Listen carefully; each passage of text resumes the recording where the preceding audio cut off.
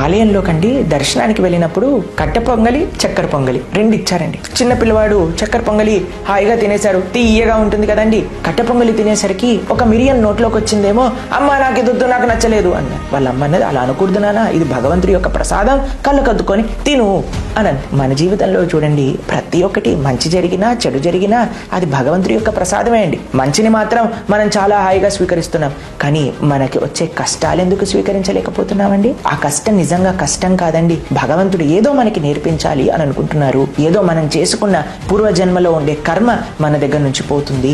ఏదో మనం తప్పు చేయబోతుంటే దాన్ని ఆపడానికి ఒక అడ్డంకి వచ్చిందేమో. ఈ విధంగా అది కూడా భగవత్ ప్రసాదంగా భావించి మనం స్వీకరించగలిగితే ఎంత మనోధైర్యంతో ఉండగలుగుతాం. ఎవరు కూడా ఆత్మహత్య లాంటివి చేసుకోరండి. మన జీవితంలో వచ్చే మంచి చెడు రెండూ భగవత్ ప్రసాదంగా స్వీకరించడానికి ప్రయత్నం చేద్దాం. హరే కృష్ణ.